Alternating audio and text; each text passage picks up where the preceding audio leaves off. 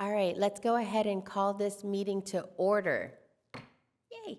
All right, first off is the flag salute with Director Nunn. So everybody stand. Please stand.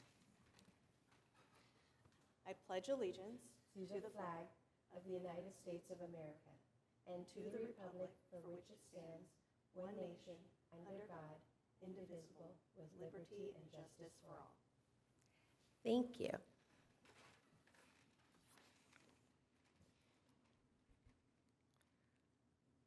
All right, let's go through the roll call.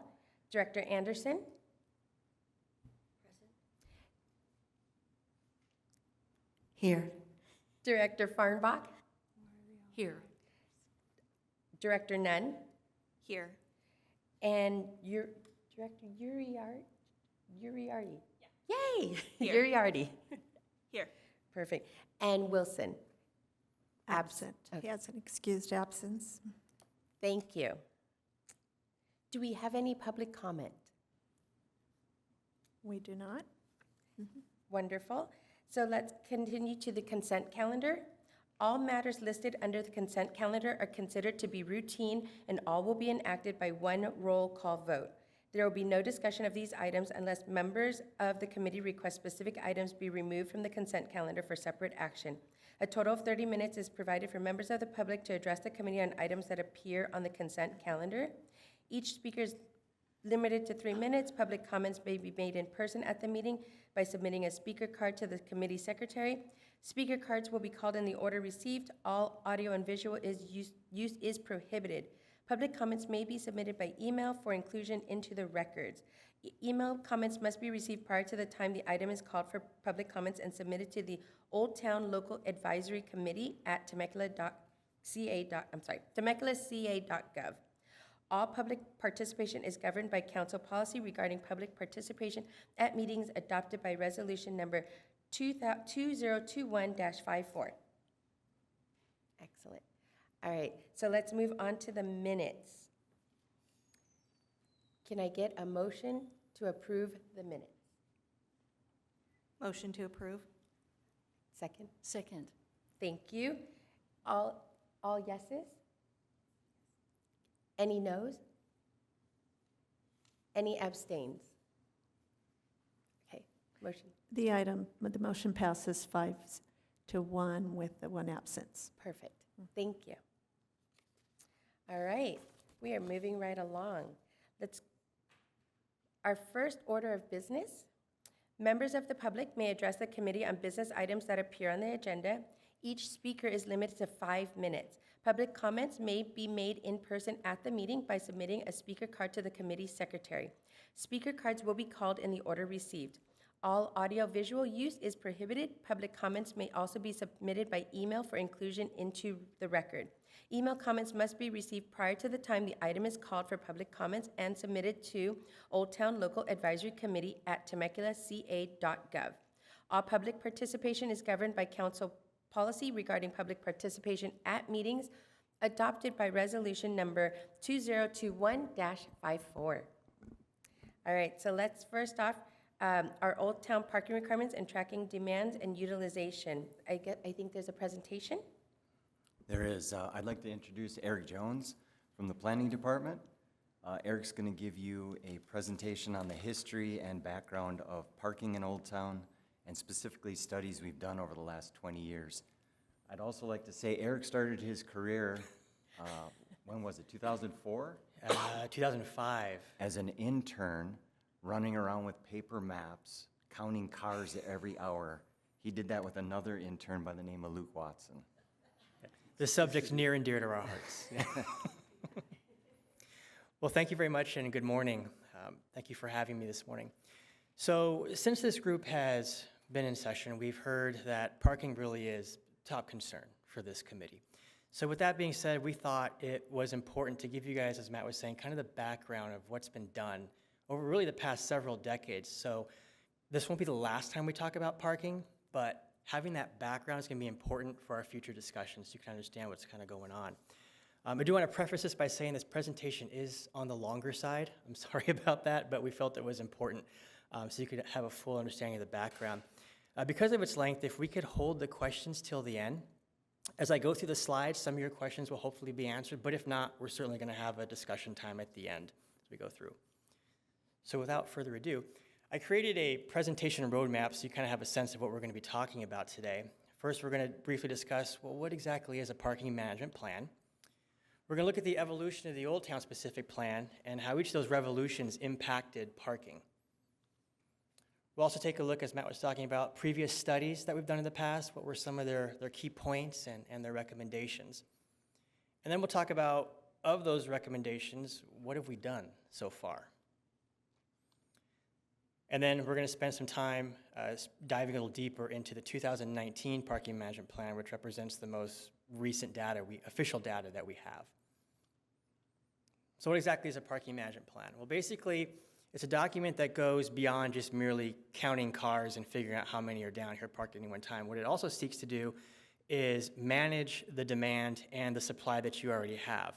It can do this through informational sources such as signage pointing people where to park and whatnot, where's the free parking, where's the paid parking, things like that. It can also provide provisions for how do you know when we need to add more. Those are really two key main components that go into a parking management plan. So with that being said, let's look at the different specific plan evolutions that we have had. First off, we're very fortunate here in Old Town, as I'm sure Rebecca can attest to. We are based on the traditional grid system. And what I have here is the original map from 1884 that shows Old Town, and I just wrote in Marietta Creek and Civic Center. Those are their approximate locations to kind of orient you to this map. And we've got this nice grid system that we have to work with alleys. And we've realized the importance of the alleys as we've gone through looking at our parking situation. And this right here is actually a page from the current specific plans, which shows any development going along where you see kind of those black and white checkered vertical poles. Those are the alleys that we want to keep. And we understand now, through working with the specific plan, the different iterations, how important alleys are. And we'll get into that a little bit more farther along in the presentation. So the first iterations of the specific plan were back in 1994 and 1996. Some of the policies that came out of these documents were that parking should be consistent with the rest of the city. And keep in mind that Old Town is more of a traditional downtown, the rest of the city is suburban. So here we are in 94, 96, not differentiating the two with regards to parking. Waivers and reductions for parking could be considered. We also allowed parking lots and garages to be conditionally permitted in all zones or flat out permitted. And the reason these are issues in more of a downtown environment, and I'll talk about it a little bit more in just a bit, is they create dead zones. And I have an exhibit that'll illustrate that for you and why that's not what you want to do in a downtown area. Overall, though, these policies, you can see, they're very suburban focused. And we're not knocking these policies. These policies have a place. Let me show you an example of that. This right here is the Temecula Commons, right there on the corner of Winchester and Margarita. It's where the Nordstrom Rack is and some of the other big box retailers. And you can see part of the mall parking lot down there in the lower corner. The policies I just talked about, they work when you have big box retailing, this type of situation. This is not a downtown. This is suburbia. And this is where those types of policies are the most appropriate.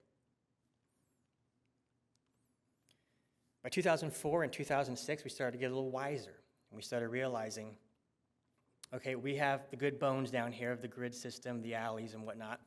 Let's look at how we can use our alleys more efficiently, using them for things that you'd find typically used for an alley, trash pickup, utility room, access, vehicular access to get to parking lots, things like that. We start to realize the importance of that and making sure that it's built in. We also took parking and made their own requirements for Old Town and separated it from the rest of the city. And in the 04 and 06 specific plans, what that basically meant is that we pretty much eliminated parking requirements here in Old Town to kind of help spur that growth that we enjoy now today.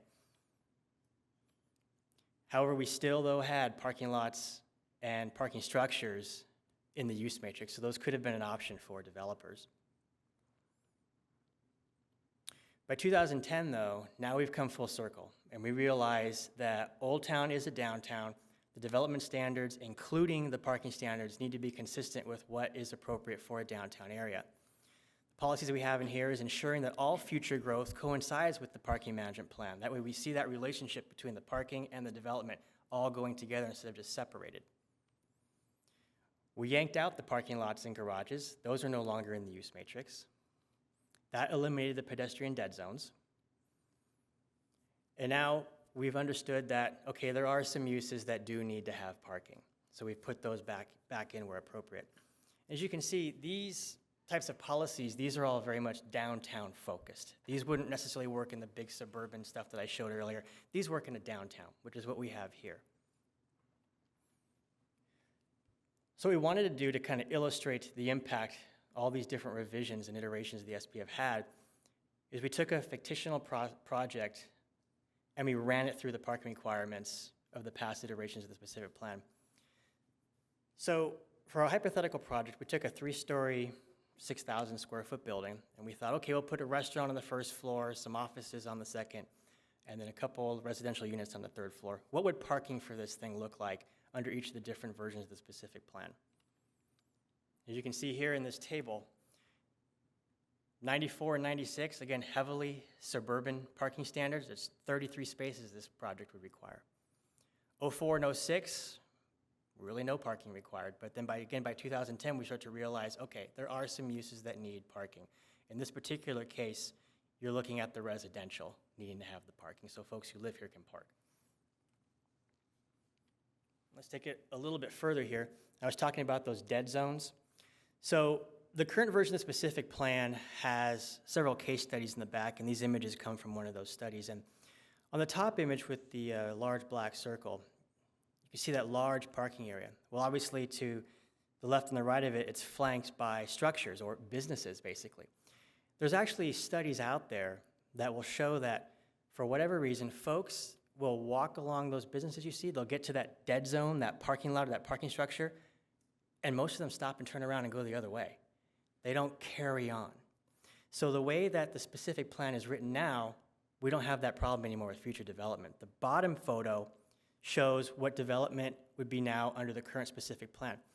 You have a continuous row of structures and businesses brought up to the street. We call it the build two line. It's a form-based code. And if there was any parking requirement, you can see it all be in the back. And then it's accessed by an alley off the street. That's the appropriate way to handle it in a downtown situation. And again, that's how the specific plan is designed now, to create this type of a scenario. And let's just briefly look at one more example. This, again, also out of the Old Town Specific Plan case studies.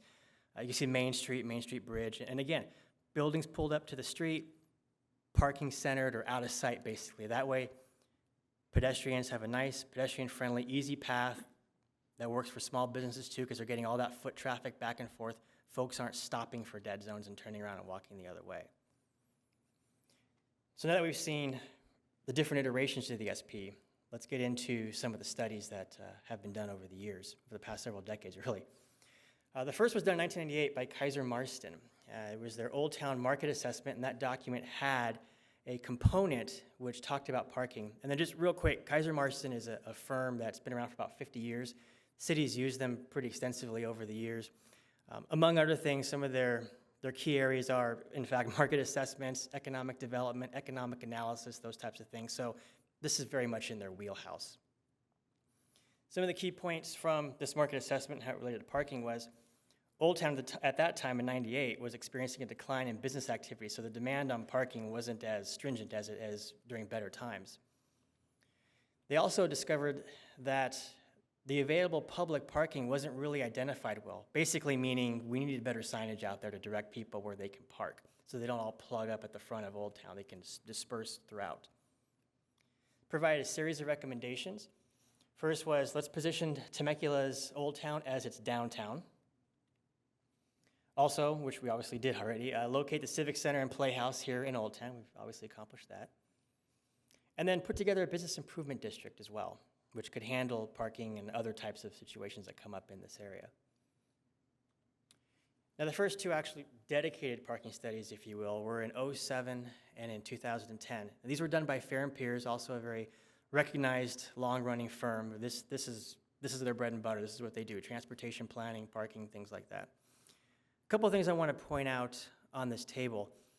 You look at the number of spaces, it declined. You might think to yourself, well, why on earth did it decline? Very simply, the answer is the construction of this facility. A huge chunk of Mercedes was closed off and was used for construction traffic, material, building material storage and whatnot, so it was kind of taken out of the pool for folks to park on. You'll also notice that the peak hour was on Saturdays for both these studies, and it only hit the 64% utilization on on 07 and 68 in 2010. And I'll talk a little bit later in the presentation, a little bit more about that utilization and what it means. But basically, both studies indicated there was enough parking in Old Town.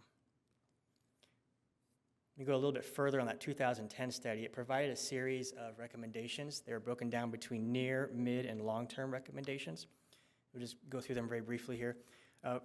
Fair and peers for the near term on the 2010 study thought that we need to look at starting to establish different time limits for parking, develop an informational program, basically signage, get on the website showing people where to park, things like that, establish a parking district. For midterm, they looked at, okay, you need to create additional supply, and then start looking at parking charges if necessary. And then long term, they talked about developing a transportation demand management plan. Let me just take a quick second and explain what that is. So a transportation demand management plan is basically a plan that tries to disincentivize people from bringing their cars into an area.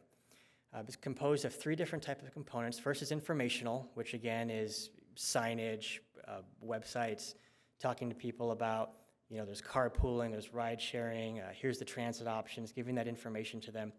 There are also incentives and disincentives. And these are more for folks who work in a particular area. So let's say you work down here, part of your employment could be a transit pass, so you can get to work, you can leave your car at home. Disincentives include things like you have to pay to bring your car into an area, and then you have to pay to park your car. And it kind of gets people to think, okay, how else can I get to work without having to pay these extra fees?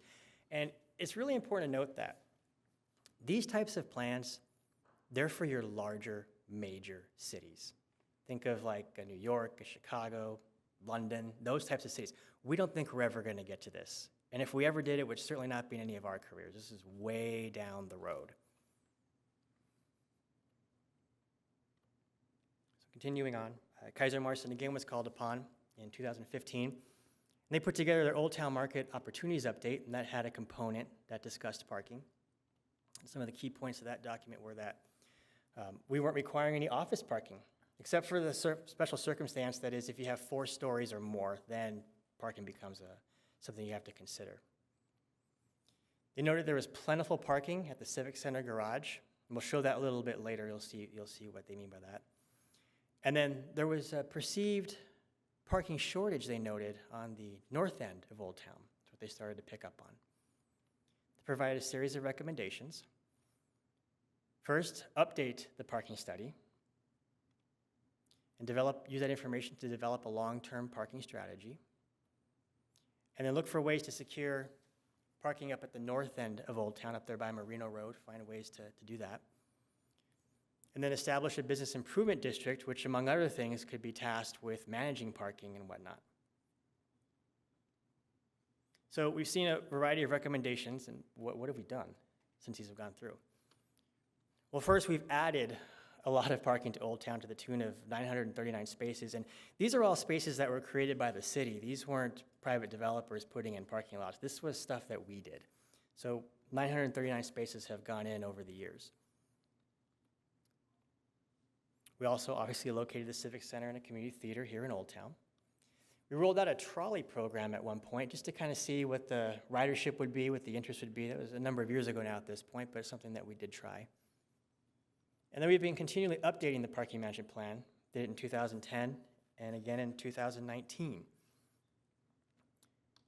So let's take a deeper look at the 2019, which gives us the most current data we have as of today. So we did it basically, obviously, to understand parking supply and demand here in Old Town. Updating this plan was consistent with the previous recommendations to continually look at parking every so often. And then we started to hear that it's difficult to find parking. So we needed to understand, okay, what's going on down here? The various components of this plan include an analysis of the existing, again in 2019, the existing supply and demand was going on. Projecting out future demand. Figuring out not only where people park, but how long are they parking. And we did that for the street segments. We didn't do it for the parking lots, we did it for the streets. Provided a series of recommendations as well. So let's take a look here at the area that was studied. Let me orient you here. So I've labeled Marietta Creek and Santiago Road, and I've shown the arches and the Civic Center. A lot of the maps I show, I'm going to use this to help orient you as we go through them here in a little bit. And then I want to show these two areas here in the red boxed. These were brand new areas that were studied in 2019, and they weren't studied previously. So we've now captured these two areas here. So how was the studying done? Well, we looked at all the on-street, off-street, and parking garage spaces that were labeled for public parking. These counts were done on a Thursday through Sunday from 10 a.m. to 10 p.m. And the consultants did notice some illegal parking, and that you'll see in a little bit here. That was also referenced in the study and taken into account. So basically, they looked at a little over 1,800 spaces. And I just want to point out again that between 2007 and 2019, the city added basically about 37%, give or take, of additional supply to Old Town. But once you've done this, how do you know if you have enough? Really what you have to determine is, has a parking lot or a parking segment, segments being the stuff on the streets, have they reached the industry standard threshold of 85% utilization? What that basically means is, below 85%, you can enter a parking lot or a parking segment and you can find a spot with little to no effort. Once you cross that 85%, that's when all the circling starts. That's when, yeah, you don't want to be there. So what does that really look like? So we took a few of our lots and we basically parked them at 85%. So this is the community theater and the Children's Museum, and the red dots would represent a car park, the green dots would represent a empty space. Now, obviously, in the real world, these would all be intermixed and sporadic, but I just did it like this for simplicity's sake. So this is 85% occupied for that particular lot. We have it here also for the 6th Street parking lot, where 85% utilization looks like. And then we also have it for the recently renamed Roger Epperson Memorial parking lot, this right here behind the Stampede. This right here is what 85% utilization looks like. And then just a side note, at the end of this presentation and at the end of our discussions on this, Miritar from Public Works is going to come up and discuss this lot because the configuration that you see here is going to change in the near future, and he's going to provide you some information on that particular project. So now that we know we have to be mindful of 85%, how did we do during the study? So Thursday, we have here the peak hour utilization was at 12 p.m. And the way you read this table is the yellow are the legally occupied spaces, red is the illegal parking, and gray are vacant. So we're at, if you count the illegal parking, we're at 64% utilization, obviously below the 85%. And then this is what Thursday's peak hour looked like. And again, I'm just orienting you there with the arches in the Civic Center. And then here we have the different percentages of what the color codes mean and whatnot. So you can see we do have some spots where they're going over the 85%. And those are called hot spots. We're going to talk about that in just a minute. Let me just get through these. So for Friday, the peak hour is now changed. We're now at 8 p.m. And once you count that illegal parking, you're sitting at about 68%. Again, below the 85. But again, we got hot spots that go on during the peak hour. And Saturday, this was actually the highest utilization for the entire study. This was Saturday at 73%, below the 85.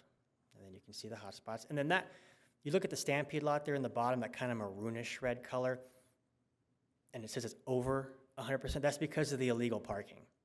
That's what causes that. And what's important to note on all these, the Civic Center parking structure is yellow and is only sitting at between 51 to 75% for all days of the study, so it's drastically underutilized, and it's free parking. The issue is people don't seem to know about it.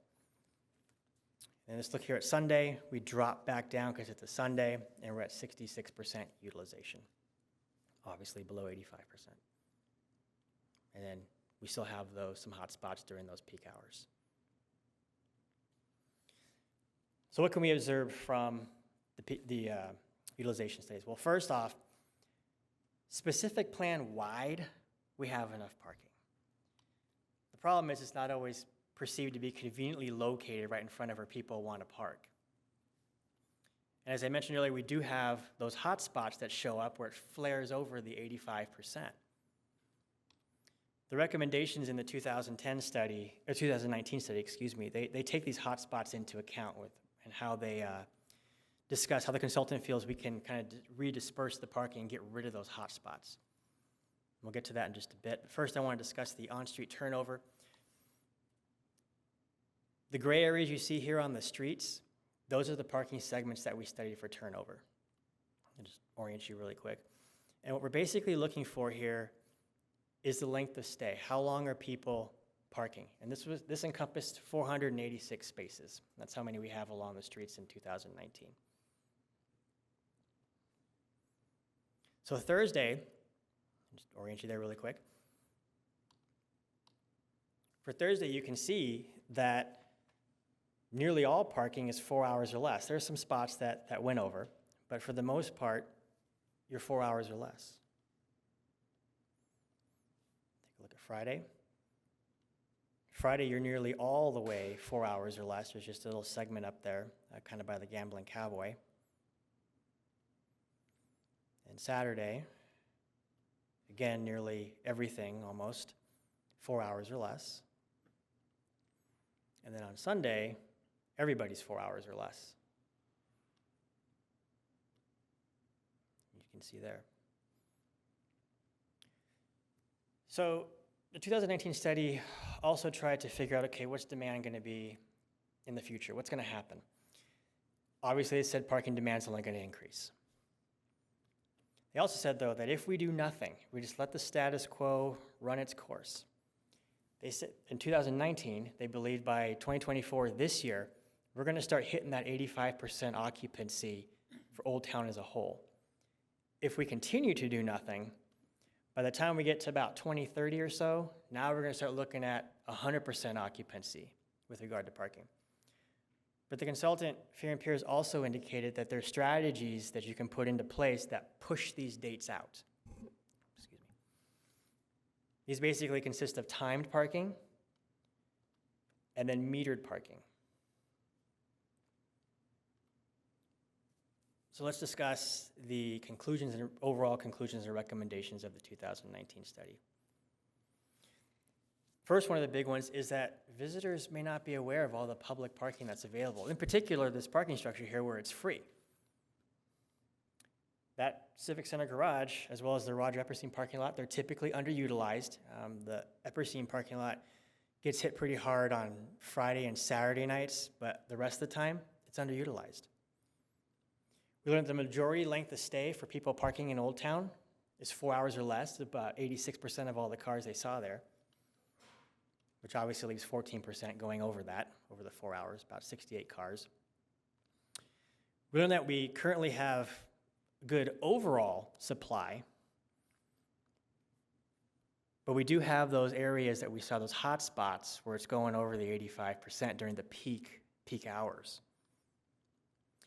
So this study also did the near, mid, and long-term recommendations on how to try to alleviate some of the things we talked about. The first is, for near term, is to develop an informational program, and this is expanding, as I have here, expanding the city website and app with the Old Town parking map, reach out to businesses, explain, hey, your employees could park over here, or whatever the case may be, and then enhance the signage so when people drive into Old Town, particularly with this parking structure, the 6th Street, or not the 6th Street lot, the Epperstein lot, they know, okay, if I just keep driving, there's free parking down there. I don't have to try to cram into the north side of Old Town. They also thought about consider the possibility of establishing time limits, and they felt that 3 hours was pretty good, and they thought, okay, on Old Town Front Street between the Arch and 3rd Street, just that segment through there, maybe that's where you'd want to consider starting. And then expand that as time goes on. Once those areas start hitting that 85%, then you start to expand that. Also do a survey demand for shared parking. And in a nutshell, what this basically means is parking spaces that can serve two different uses. So let's say you have a lot or spaces where there's a business that's primarily a daytime business, then they close, and there's another business, primarily a nighttime business, and they can kind of share those parking spaces. Also, survey the demand for rideshare usage. These are your Ubers, your Lyft, taxis, things like that. Is there a strong demand for that? And then look at establishing a parking district. They thought it'd be a good idea to possibly have it as a joint venture between the city and business owners. And it would basically be responsible for everything related to parking. Some cities have that set up, and it works well for them, so it's something we should possibly consider. Getting into the midterm, that's when after you've taken your survey results for ride sharing, if there's a strong demand for it, well, now we start putting in loading zones for those things. Where can people safely and easily get their Lyft or their Uber ride or their taxi or their buddy to come pick them up, whatever it's going to be. Identify potential parking charges. If we were to decide to go that route, what should those charges be, if anything? They thought, let me back up here, they thought for parking charges, that should be along Old Town Front Street up until Main Street. And what happens is, again, that 85% really drives everything. And once you hit that 85% with the time parking and it's still not working, then you move into possibly going to the paid parking, because you're trying to redistribute where people are going. That's basically what I just said right there. So then long term, for 10 years, again, more Uber and Lyft type locations, because there's more people coming, more of these services coming. Identify different types of charges, additional charges. If the first charges are already blown past the 85%, it might be time to adjust those. And then again, create additional supply once we're going over that 85% again consistently. And then they went back to trying to look at this travel demand management program, but again, we don't think we'd ever get to that point. So we've heard a lot of different things over the years about possibly, putting in a parking structure. And I just wanted to briefly touch on that, just briefly here, and that is parking structures can be extremely expensive. And right now, roughly the estimate, you'd look at $30,000 to $36,000 or so per space. So if we took that $36,000 worst case and we applied it to the one we have now, that structure is over $12 million to build. And then you think, okay, what if we went underground? Well, that's even more expensive. Now you're looking at $60,000 to $90,000 a space, so it jumps substantially. So in 2019, we took pretty much the information that you've heard today, and we presented it to the Old Town Steering Subcommittee. And at the time, that consisted of Nagar and Councilmembers Nagar and Schwank. After receiving the information, they requested us to take this presentation and give it to the then, remember it's 2019, Old Town Local Review Board, and get their thoughts on, hey, what if we just went right to paid parking? So we did that. We went to that board. And here's what they said with regard to paid parking. They said, whoa, let's start with timed first, see how that goes. They did give us a few other observations, though. They noted that people are parking along Pujol and walking into Old Town, particularly the theater patrons and folks going to the Children's Museum.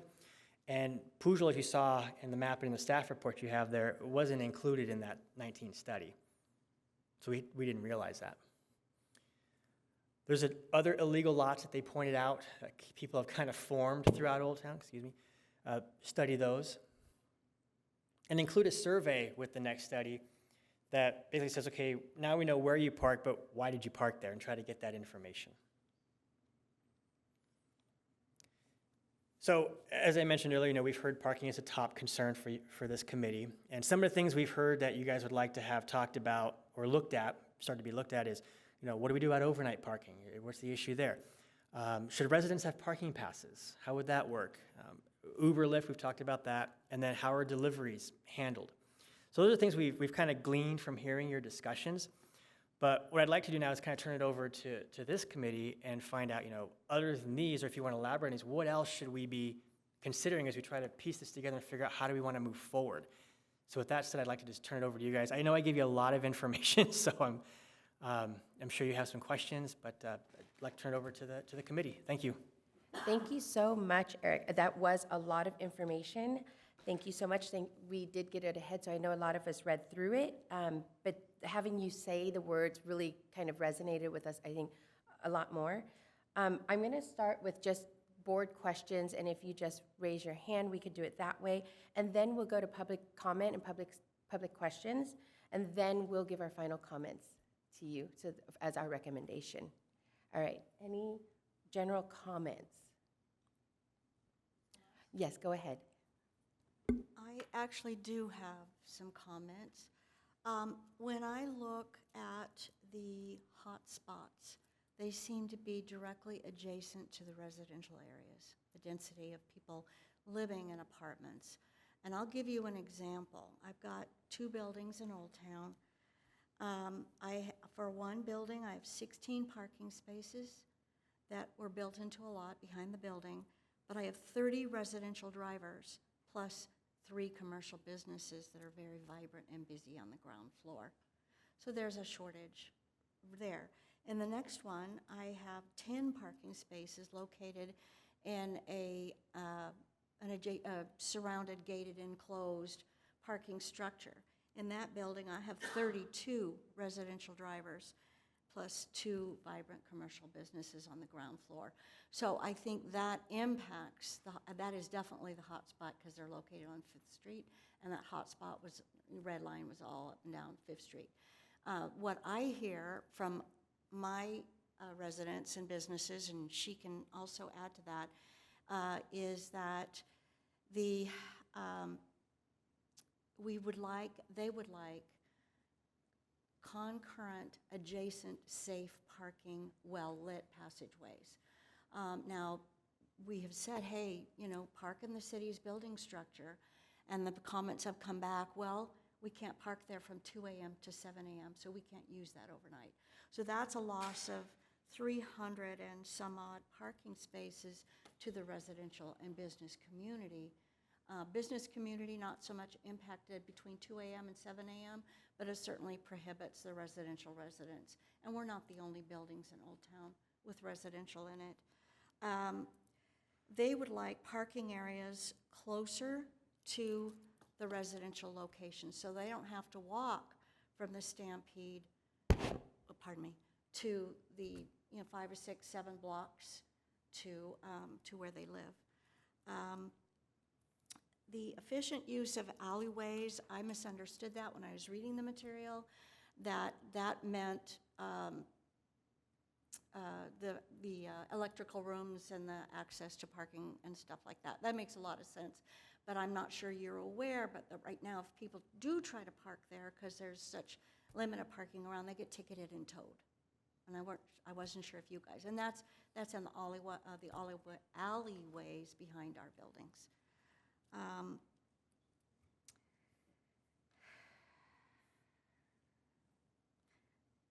And I think that I've covered my topics or my comments at this point. Thank you so much. Thank you. Go ahead.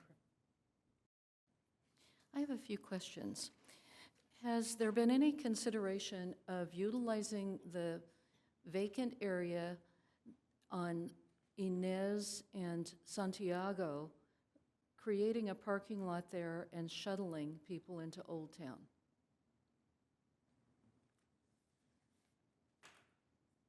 That lot's just sitting there. Yeah, I understand it can't be built upon because of fuel underground or something like that? Yeah, something to that effect. There's not been a official concentrated effort to look at that, but I've got your notes here. So Okay. Time to look at. And that would also, for those who are fit enough, they could walk into Old Town from there. So that would be an option. I also wondered about some of the land on Pujol Street, if it could be developed into parking. I think the city owns a lot between the Spanish Church and the McConville House, right? Don't you own that lot? Don't we own the lot there? I believe that we do. I'd have to double check that. And I think there may be another lot, I'm not sure, that's close to the old auto property, OTTO, that the city may own. And many of us, most of us, will walk from Pujol into Old Town. it's not strenuous, it's not too far. And perhaps there could be a shuttle run between those different locations. Okay. Another question is there provision for bicycle parking, secure placing of bicycles in Old Town to encourage people to bicycle into Old Town? Yeah, when you submit a development plan to the city, one of the requirements talks about, in the parking section, talks about bicycle parking, bicycle lockers. That's citywide. So it is something that we take into account and we look at. A question I have also is, when you're saying illegal parking, what do you mean by that? Sure. The illegal parking is when the consultant found somebody parked in a red zone, or they found people parked in an area that wasn't already designated for parking. I know in the Roger Epperstein lot, there's a corner along the back there where it's not striped or anything, but there's enough room to park your car there. People kind of cramming their cars into there and whatnot. That's what they counted as illegal. Okay. How will you monitor the time if you have timed parking? Who does that and how is it done? Sure. So that's what I was alluding to a little bit. You have either a bid or you have a parking program, and that would be their job basically. So it wouldn't be just us going out there and all of a sudden starting timed parking. There's a whole apparatus, if you will, that has to come into play to support whatever it is we're going to do. So that's part of what we're doing right now, is trying to figure out, okay, if we do decide to go this route, how do we support it? How do we get funding for it? How do we do it? Okay. We're very much in the infancy of trying to sort this out. I understand that the Stampede parking lot is going to be closed for a while. So that puts an extra level of stress on the parking. So this is a Yes. good conversation for right now. I suppose there's a plan. Yeah, the Stampede parking lot changes, as I was alluding to in the presentation. Once we're done with this discussion, Okay. Amira's going to discuss that for you and give you particulars on that Okay. project. I'm sorry I had a lot of questions. No, it's fine. I apologize. Okay. And I would be in favor of there being a special pass permit for residents and for employees or business owners who need to park near their structures. And I also reaffirm we really need to have a plan for delivery vehicles to be able to, stop and unload. I think that's all for now, but I might have more. Thank you. I think we all have a long list, so it's okay. All right, anybody? Oh, go ahead. Go ahead, Brooke. I have two questions. Is it possible to get a current study done? Yeah, it is, and we're looking at different ways on how we can possibly collect that data. It's been a continuous recommendation to continually update that study, and right after we finished this and we were, kind of taking it to the different various committees and whatnot, the world did what it did. So it kind of got paused. We finished this right at the end of 2019. As you know, in March, things changed. So getting back on this now and moving forward with it, yeah, we're definitely going to figure out ways to get accurate data to you guys and figure out what's the best way and most cost-effective way to do that. Okay. Eric, could you elaborate on the most recent quote we received to update the study? Sure. So we looked at having this done again not too long ago, actually.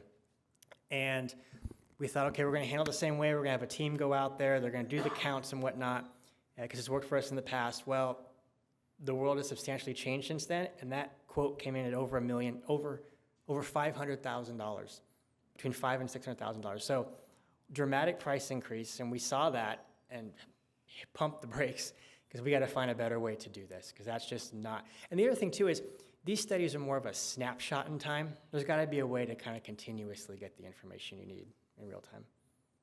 Okay, I appreciate that. I do agree with what Director Farnbach said. There's really three types of parkers that are coming into Old Town. There's the residential, there's the business employees and business owners, and then there's the customers and the tourists. So really looking at all three of those, I think that needs, because it seems like in the studies, you're really looking at, more the tourists, the customers, when are they coming in, when are they leaving? It's also, there's, the residents, as well, which has changed since the 1990s, with bringing in a lot more people living locally. And then my second question is, if for some reason there was an agreement to start charging for parking in that one area you were saying in Old Town Front Street, could that money be collected and used towards building a structure or a larger structure somewhere in Old Town or close by? Yeah, that would be part of the plan, It is would. reinvesting in the district. Okay, thank you. All right. Director Uriarty, I will get that, Uriarty. So a follow-up question to the paid parking on potentially just Front Street. Has there been any studies done on how that would affect the free parking? Because I would imagine the free parking would be taken up much, much quicker if people had that option instead of paying to park. And if that was the case, would there be any concessions to residents parking in paid parking zones?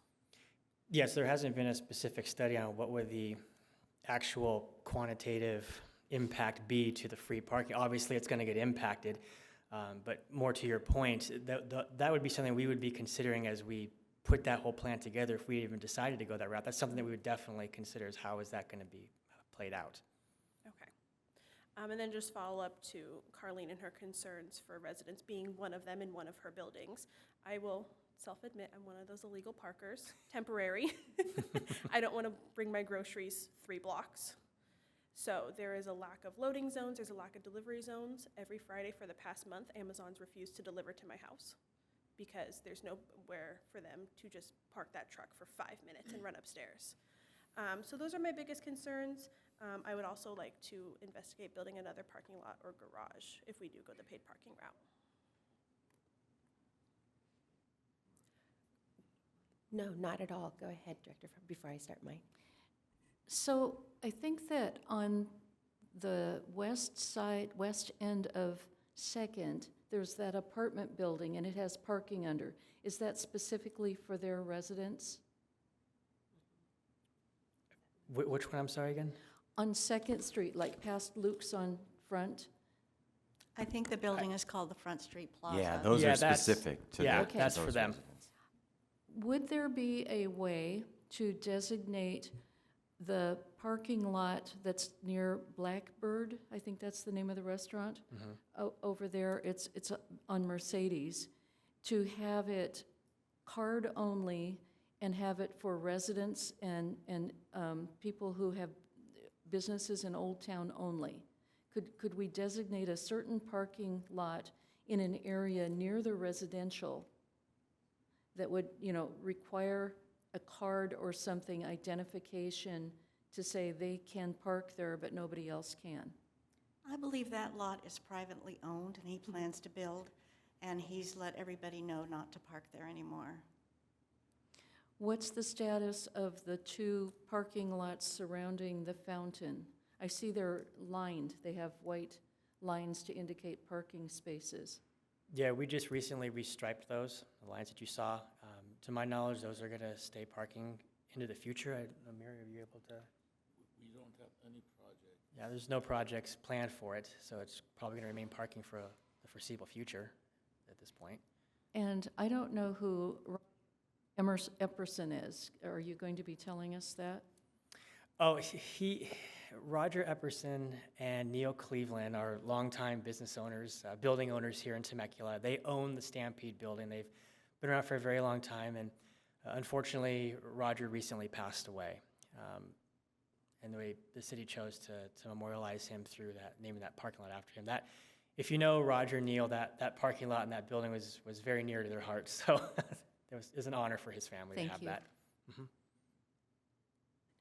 I think a lot of the questions that I had were talked about, but I wanted to just reaffirm that I know from our standpoint, we would really like to see that we do discuss employee parking, because that is so huge.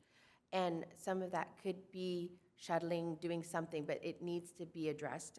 Resident parking also needs to be addressed, because I agree with Director Nunn. I mean, we talk a lot about the ins and outs of the people coming in. I think as business owners, we all understand that our clients may have to walk a little bit to get to us, but a lot of them are used to that. But our employees, when they have to work at night, when they have to work late, it's very difficult. A lot of the side streets aren't lit, and so we have to really put those into consideration. Resident parking is the same thing, unloading, loading at the same thing. I mean, I understand that Amazon issue, a few of my clients say the same thing, that they can't get their supplies because they can't get the deliveries that day.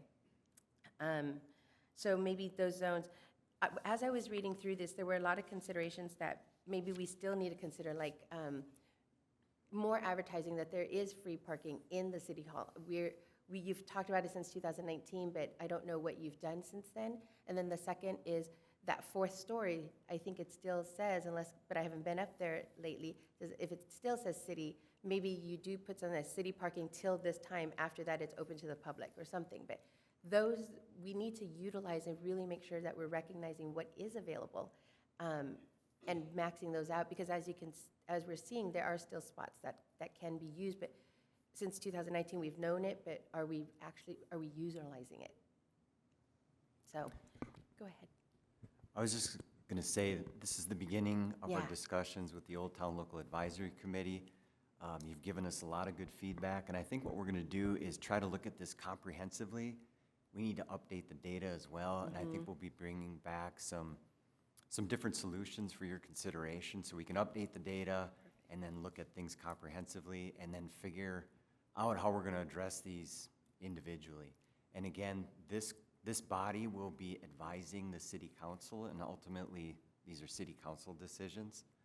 But staff will be working through the advisory committee to get to those solutions. Perfect.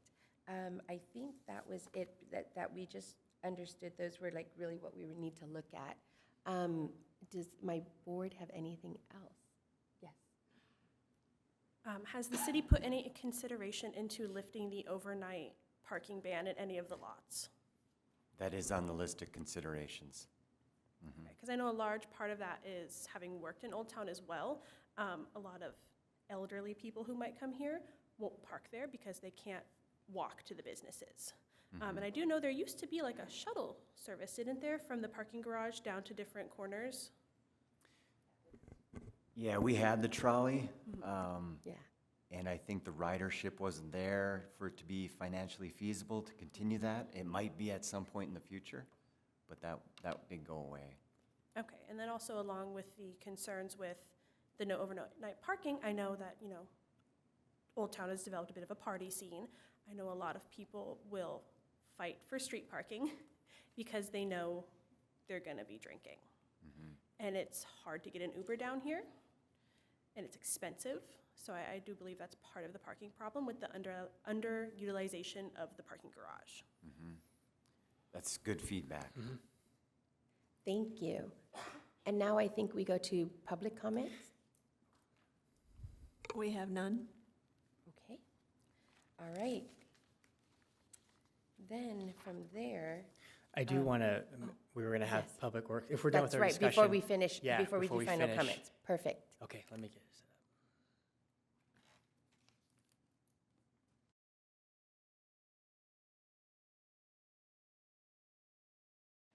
And Eric, this is the part where we talk about Roger Epperson parking lot, correct? Yes. Perfect. Where is the?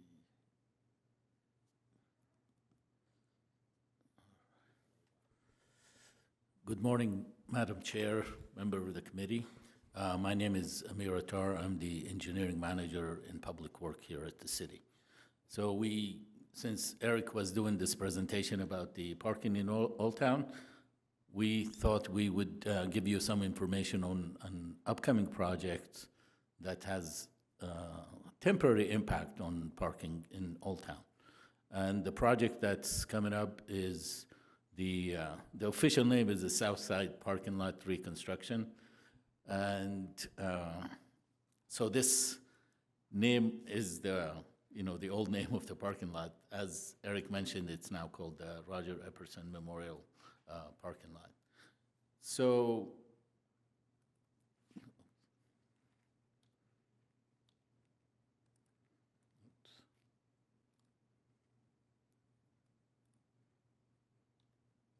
so somebody can look at the parking lot and say, why are we reconstructing the parking lot? You know, it's already there. And we need to go back in history a little bit. We've been working with Riverside County Flood Control and Army Corps of Engineers on the improvement to the Marietta Creek to protect Old Town from flooding. And back in 2012, they started talking to us about acquiring portion of city properties along the creek in order to widen the creek and construct the soil cement walls that you see there.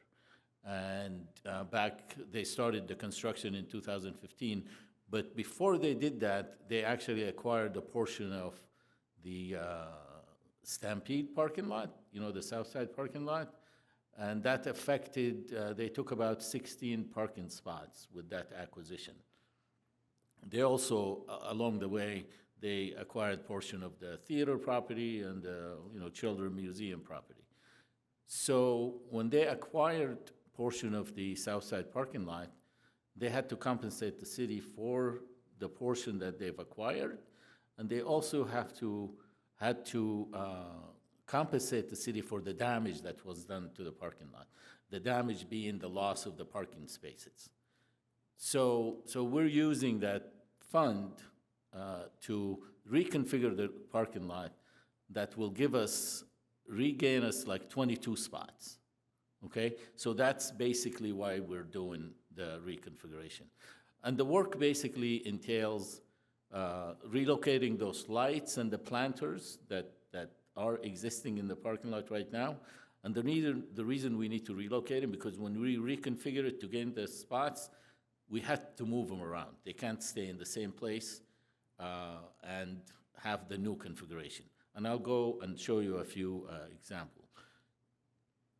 So the work is 120 working days, and the cost of the project is $1.2 million.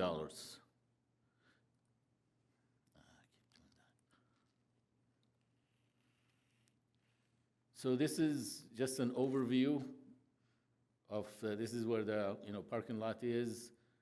We've also identifying the parking at the First Street here, this lot as an alternate during the construction of the parking lot.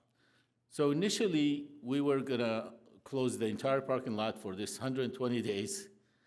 And after further discussion internally and with the contractor, we have made the decision to phase the construction into 4 phases. So the impact is not as long, and we can maintain the parking to be open partially through the construction process. So we're gonna do it in 4 phases. Basically, essentially, the work in phase 1, 2, and 3 is essentially the same, and that's being relocating the planters, the lights, doing the trenching for the power and for the irrigation, and we're also gonna put some conduits for the installation of future cameras. The project itself is not gonna put the cameras, we're gonna put the conduits. There's a future project that's gonna come in to install cameras in the parking lot. So this is, the shaded area is the phase 1 of construction. That's gonna eliminate 60 spaces out of the 148, but that will maintain about 88 spaces available. And if you, the arrows that you see during the entire construction process, we're gonna work with the contractor, with the business owners, to make sure that all their deliveries are accommodated during construction, and also trash pickup is also maintained.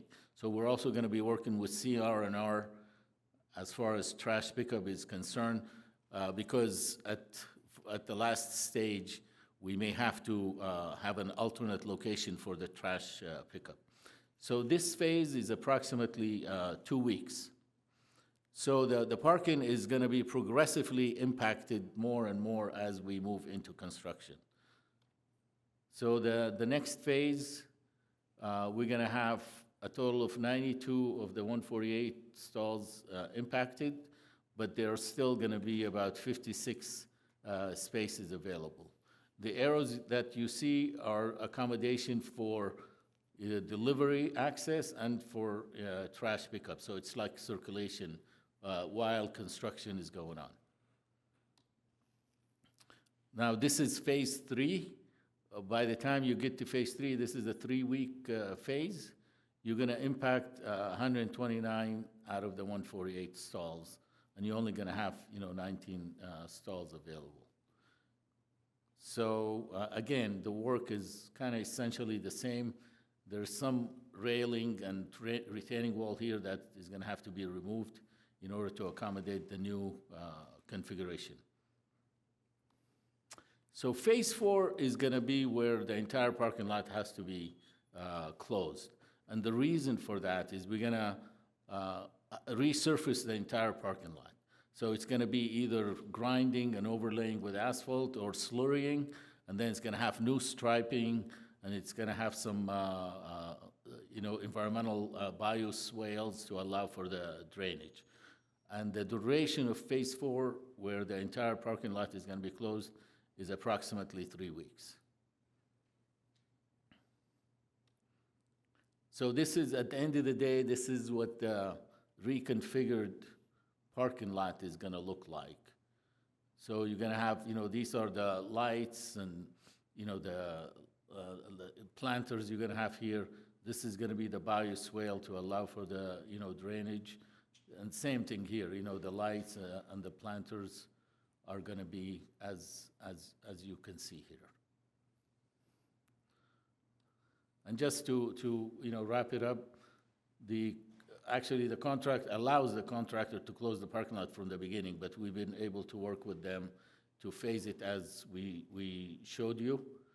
And like I said, we're going to keep the trash pickup and delivery. We just need to work, and we are going to work with delivery with the companies, the business owners, and then with CRR about the trash pickup. We've also going to have signage. This work, by the way, is going to start on August 5th. So you're going to start, tomorrow maybe, or Monday? You're going to start to see signage in the parking lot alerting people that this is coming up. We also have, we're going to have a website, in the city website, we're going to have a web page, and also on our social media outlets to publicize it to the general public that this is coming up, so everybody is aware of the project.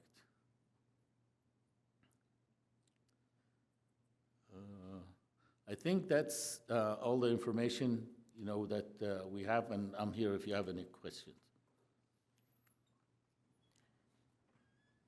So what I hear is we're going to phase it instead of what the original bulletin had said, which was full closure, so, okay. It gains 22, plus we get new asphalt, so it's something that we do need to do. It's paid for. Can we go through the same thing again with questions and comments on this phase? Okay. Does anybody have any questions to be updated? Okay, go ahead. I had a question about the alternate parking while this construction's going on. How many spaces approximately will be in that, if you know offhand? I don't have the number right now, but we can provide it to you. Okay. It's 178? Okay, Oh. so. Okay, that's great. Thank you. Go ahead.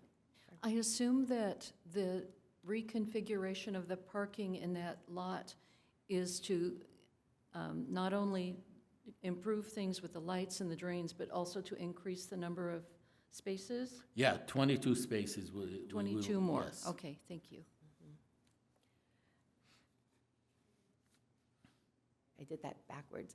Will you give us an idea of what the signage will be? Because I think one of the biggest things is the businesses that are there that really utilize that parking lot, we know a couple of our big restaurants and everything is, do you have an idea of what that signage will look like so that people do know that there's, across the street, there's alternate parking? Not little signs, but like big signs, big lights, almost like everybody has to stand there and wave, because, we know the general public. We are working with the contractor on the signs right now. Okay. And we welcome feedback from you, Perfect. so we can incorporate them in those signs. Okay, we know the public, and we just know that they need a lot of direction to say, go that way. It's kind of like the parking structure here, nobody knows to come here. It's like, go that way. It's good to hear that there are at least an alternate 178 spaces, because I think that really worried a lot of the businesses. I'm sure some of them are here to talk about that. Are we allowed to do that now? Okay, sorry. All right. So do we have any other comments from the committee? Okay. I may add, those 178 spots, they've actually recently been restriped, Yes. just, to make them ready so for people to use them. Thank you. I do drive past that every day, and it needed to be restriped, and it looks good. But I think because it's behind the hotel, it's hard to see. That's why it's a big signage. It's so much easier. So if I have no more committee comments, can I ask for public comment? Yes, we've received 3 public speakers, I knew that was going to be the big one. and if they would spell their name once we call them up, that would be appreciated. So you can invite them up to the podium. If there are other speakers, there are speaker slips out in the hallway, if anyone would like to speak on this item. Can I invite our 3 up? And First up is Kelly Cusack.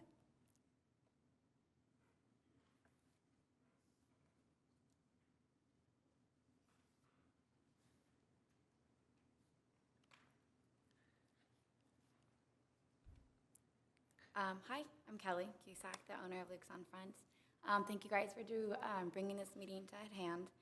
This was a big thing for us with our parking structure, and we did read all the data that they have been presented, and we do appreciate it. And I know that Eric and Luke, I've known Luke for a long time growing up in here. I've lived here since '79, and it is a lot of work.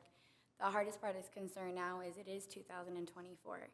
So I think going around a lot of things, when we look at it, is we're going to do a lot of construction for only 22 spaces. And I think that it would be, looking at a case study that we could do is putting a parking structure in that area maybe would be a good utilization instead of going in forward and doing this construction. And I'm grateful that we're doing it in phases. But in the bigger picture, this is only going to get busier. That part of Old Town, especially with the Stampede and Bailey's, with Luke's, Devilicious, the New Haven House, and also having Dean Norris purchasing the Swing Inn has increased that side of Old Town immensely. So we have a lot of breakfast spots going in. A lot of us on that end did do a lot of things right on how we put together an Old Town plan. We have Bailey's has done an amazing job with their nightclub, as well as the Stampede with their construction, all their security. We haven't been a part of a lot of the issues that have been addressed throughout the last couple of years. We do have a lot of wedding rehearsals and a lot of elderly, and that parking lot is vital to what we need to do. Even done in phases, it seems to be a little excessive to shut down for only 22 spaces as far as I'm concerned looking at it. We need to increase ADA parking, handicap parking, a lot of those spaces that are used, especially for wedding rehearsals for Bailey's and for Luke's on Front, and for using Haven House as well as for Swing Inn. There are a lot of older people that want to come in, that want to walk around, that need to have an even grounds. And I do know that it needs to be paved, and it would be a big thing, but it's also not an immediate concern at the moment with all the other issues going on. I hear we have a lot of trolleys, a lot of sign of issues.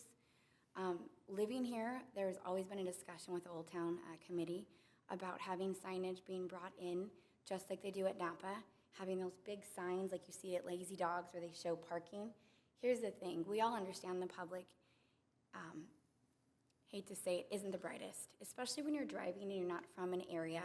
And a lot of us that have lived here forget there's a stop sign, there's all this stuff going on. There's a lot of things going on in Old Town with music, with parking, people crossing the streets. No one's reading those signs. Honestly, even someone who's lived here as long as I have and owning Luke's on Front, it's hard to read those signs at the last minute and still pay attention to someone bolting out in front of you. If there was signs that did have the wood that would be on those locations, I would love to send people up there. but it's just really complicated. We have to literally take out maps and send them up there. And we send them, even for our wedding rehearsals, we send them maps to go up there. It's just really hard, especially at night. And I would take in concern that with the nightlife, it's not that it would be as dangerous, it's just really far. It's excessively really far to have someone, especially with the heat going on at the present, expecting someone to walk just a couple blocks and not be out of breath and walking into these restaurants that are open air, that are not air conditioned, and expecting there not to be an increase of issues that are happening. I think that we'd like to look at a bigger picture for a bigger plan moving forward. And like I said, I appreciate that we're doing this in phases, but it would be nice if there was maybe a second layer of construction going on where we would add something like this, and probably not in July, August, September, October, going into our busy months. This is how we make our rents. This is our big time for us. We're going into our wedding season. We're going into our events with Halloween. It's one of our biggest issues that we're going to be having, especially during Christmas. Just even having this meeting today was a little hard for us. We're also doing the Old Town, we're doing the Taste of Temecula. There's a lot of things that are going on, and as a business owner and as a mom and doing all the other things, just like all the other business owners, it's really hard to come in and just look at the bigger picture and just say, we're gonna do all this. You gotta go to meeting after meeting after meeting. It's actually almost impossible for someone who works as much as most of us down here in Old Town. And just imagine, as an owner, what we do, expecting this staff or people that have lived here in the area, or even in tourism, having to combat what we can barely even do as ourselves. So we're expecting people to do something that we can't even do as an ownership. And so, like I said, I do appreciate everything going in and the studies, and I do know there's a lot of work and things have changed, but I think we need to look at things a couple little differently. Maybe with the Truax building, I don't know what the construction is right across the street, maybe renting that out and having that being paid parking lot and opening up a little bit freer. I just have a hard time moving forward when I hear a lot of concerns, but we're still gonna go forward with something, but we haven't addressed. So sorry, but the time limit. That's okay. He would need to speak, fill out a speaker slip. Oh, you'll need to fill out a speaker slip. I'm sorry? Will you, you need to fill out a speaker slip in the back. You may go ahead and speak, but if you would give me one right after, Oh, that'd be okay. great. Perfect. Thanks. Okay. Okay, I just have a couple quick things. I'm Chris, Kelly's husband. Please speak into the mic. I'm Kelly's husband, Mark Cusack. And just a couple of things real quick. The gravel parking lot, as somebody who's had multiple strokes, me, is really dangerous walking at night. There's no parking, there's no handicap parking. You don't walk out of your car and you're stepping on gravel. Another thing that I noticed is across the street behind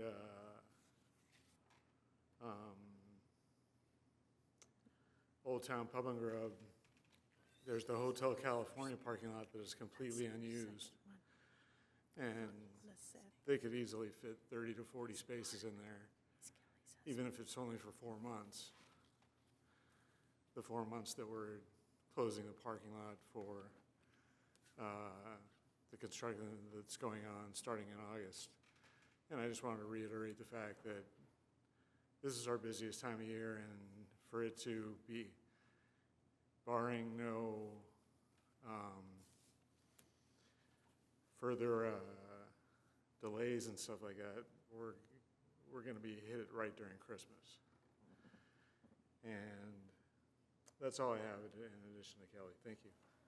Thank you, and please remember to fill out the speaker slip, just so we have record of you. Oh, he's got it. Thank you. Our next speaker is Liseth Bedu. Would you please spell your last name? Badea. And I prepared something on my phone that I'm going to read. Good morning. My name is Luzeth Badea, and I am the general manager of Luke's on Front. As someone who regularly uses the Roger Epperson lot, I find the current parking study outdated. I'd like to add that I do a lot of write-ups from people being tardy, and we let them know, like, you have to allocate sometimes 15 minutes to an hour to find parking, especially on weekends, so it's not an excuse. And also, I have to answer a lot of calls regarding where people can park, because once it's full, they think I have an alternative, but it's really just keep circling. Despite a reported 37% increase in parking, it does not match the rise in tourism, residences, and business. Adding 22 parking spots is insufficient, and closing the lot would eliminate approximately 20% of our existing parking, pushing utilization of other lots over the 85% threshold. This situation is unacceptable and exacerbates the shortage, particularly for ADA-compliant spaces, which are already severely lacking. This parking lot is also a key drop-off and pickup point for group transportation services. It accounts for nearly 20% of the available parking in Old Town. The idea of gaining 22 additional parking spaces is laughable when considering the significant loss of revenue and customer dissatisfaction that will result from this reconfiguration. Customers who spend excessive time circling Old Town for parking and eventually leave in frustration are unlikely to return, leading to long-term damage to our businesses. The traffic issues caused by this project have clearly not been fully analyzed under current conditions. The city claims a core value of a safe and prepared community, yet the community was not given any time to prepare. It is utterly unacceptable that we had to learn the significant change through an Instagram post. The social media post falsely made it seem like the city was providing an alternative. However, this alternative parking lot is already utilized and often completely full in addition to the Roger Epperson lot. Furthermore, it is important to consider the economic impact of this decision. The businesses in Old Town Temecula contribute significantly through the local economy through sales tax revenue, employment, and by attracting tourists who spend money in our community. Disrupting the availability of convenient parking will have a direct and negative effect on our bottom lines, potentially leading to layoffs and reduced business hours.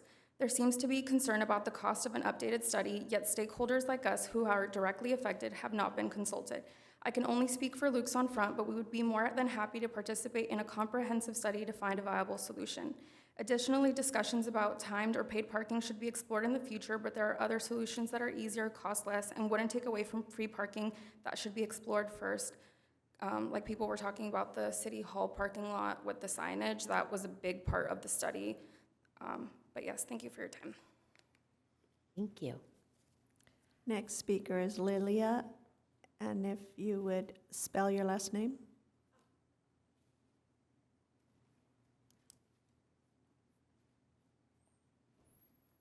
Hello, my name is Lilia Robles, R-O-B-L-E-S. I'm from Robles Brothers Investments, ownership of Front Street Plaza.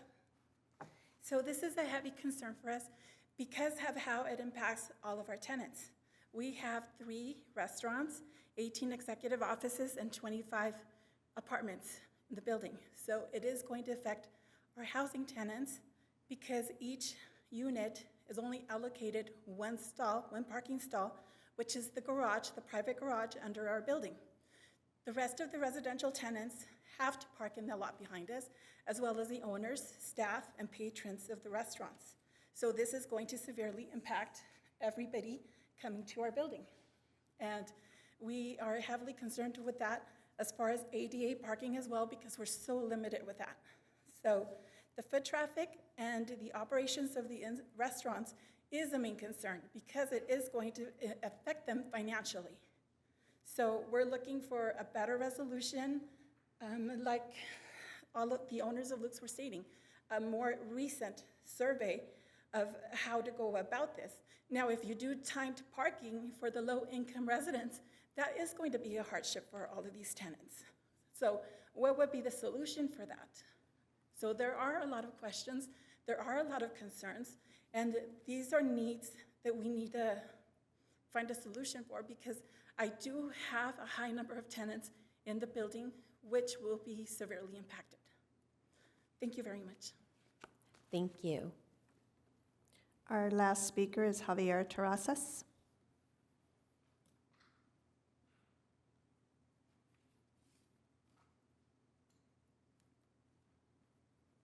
Hi guys. Good morning. My name is Javier Terrazas. I'm owner of Haven House Cafe, a new business in the area. So it's a pleasure to be here and meet everybody. Being a resident of Temecula, Old Town has always had its charm, and it's one of the main reasons why we wanted to be here and we love being here. We do know the concerns that the parking situation will cause to our business, and I know most of the solutions are long-term solutions, not short-term solutions. And us being a business that operates mostly morning hours, we handle a lot of families, a lot of kids, a lot of elderly. And the feedback we've gotten is, to Kelly's point, it's the safety issues of being able to walk up and down the streets. One of the things that me and a couple of the other owners were talking about is making it more of a comfort for foot traffic around Old Town.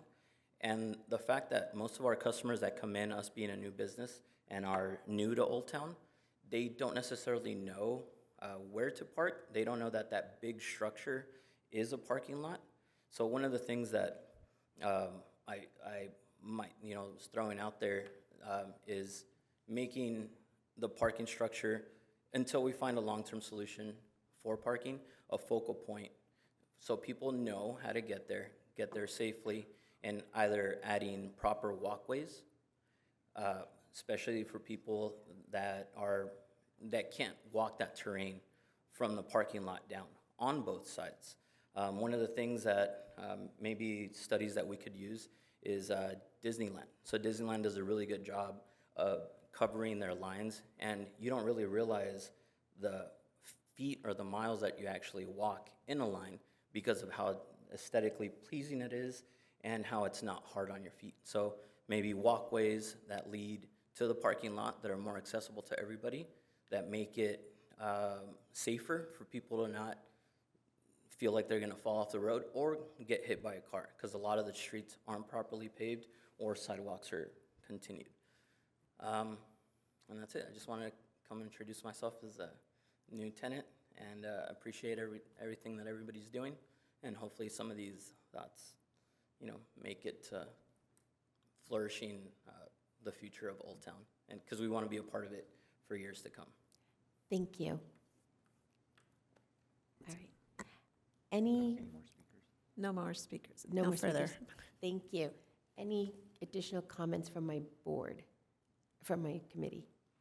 I've done a lot of parking lot work in the city of Temecula, and have done it in phases to minimize the impact on my tenants and buildings. I own more than just 2 buildings in Old Town. And it could be that maybe the paving contract could also be done in phases as a phase is complete. I've done that 4 phases in a big office complex we had here. I don't know if those contracts are already signed, but wondering if it could be considered to do the paving and striping in phases as well. Okay, so the contract have been signed, but that doesn't, we will always have discussion with contractor about, changing, some of the way how the work is carried out. So we can definitely explore that with them. I think right now we're just, thank you, because Member Brooke just asked if this was final comments. No, this was just about this last presentation.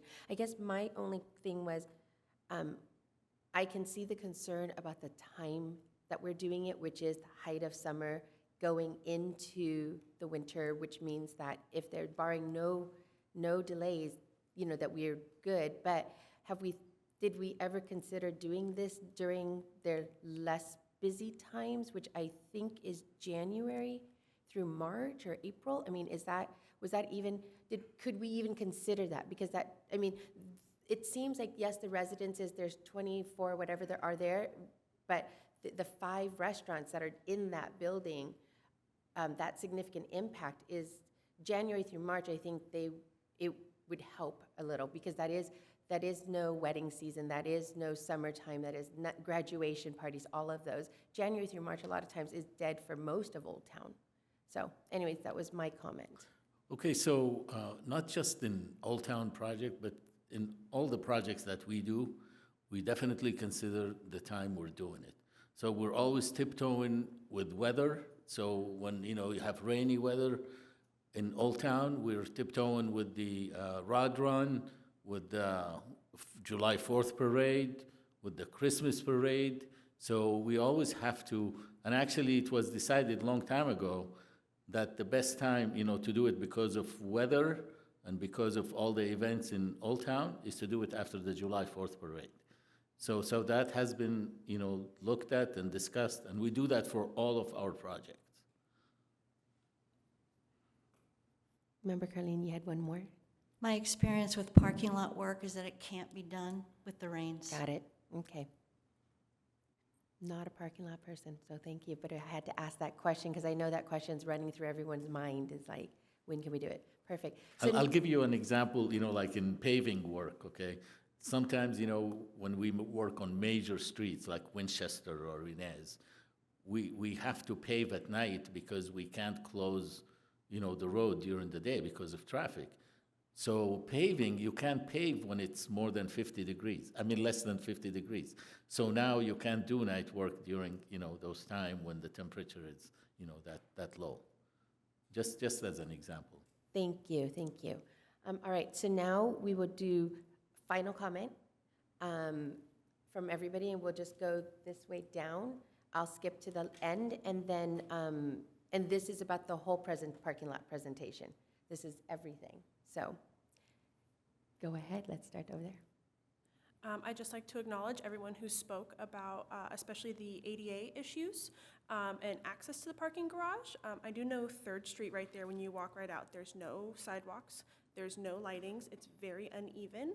I would like in the future to discuss sidewalks as part of my priorities as a board, because they're also missing for parts of Mercedes and for parts of 4th Street, if I recall correctly. My own grandmothers, if I take them down here when they visit, I can't go in that parking garage. So I understand your complaints with that. And then I do also understand the complaints with it being a bad time of the year.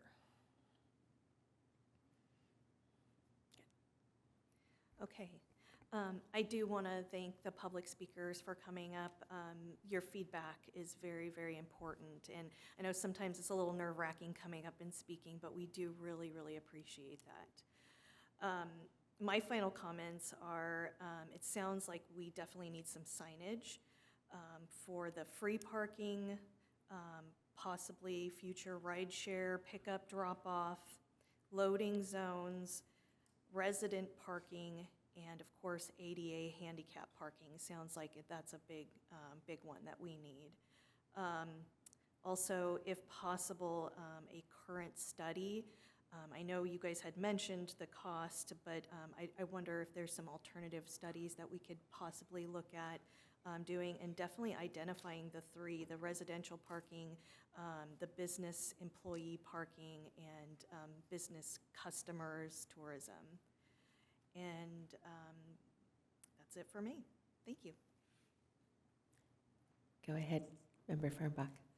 I just have no comment except it was brought up about Hotel Temecula and the backside that's underutilized. It is a private property, so the city can't just come in, but maybe they can make arrangements, rent that space for a temporary time, or negotiate something with the owner. Go ahead. I personally would hesitate to encourage spending that much money on another parking study at this time. It's a huge expense. I think we're aware of the problems, and I think we probably have the talent in this area to come up with some recommendations for consideration. Thank you, everybody. I wanted to say thank you to everybody who came out, because I know that it was a big concern. It is hard to public speak because I'm here and it's hard. So I really appreciate that. You did bring up things that I didn't consider. ADA is one of them. That is a huge thing. I didn't realize that was going to be such a big impact. I think we've all said, I think everyone has said everything that we need to know going forward, so that you guys now, the city now has things to talk about and work on additional.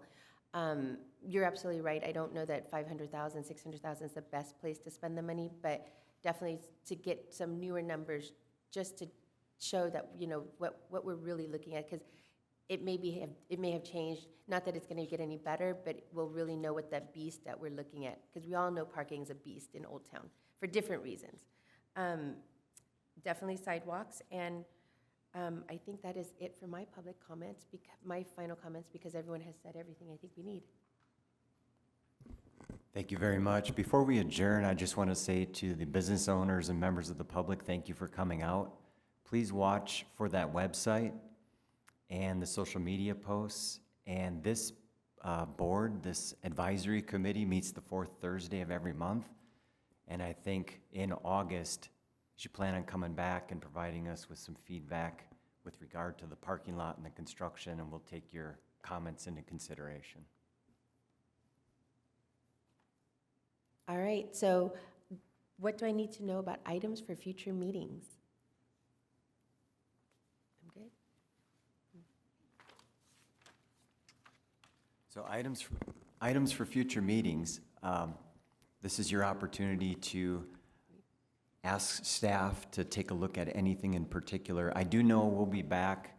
There are some projects going on, some private development projects we want to update you on.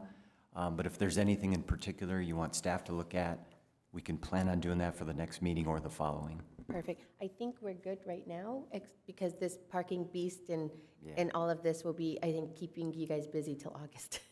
So we're you're looking right. forward to the update on that. Okay. All right? So at this point, I think I can adjourn the meeting. Thank you. Thank you.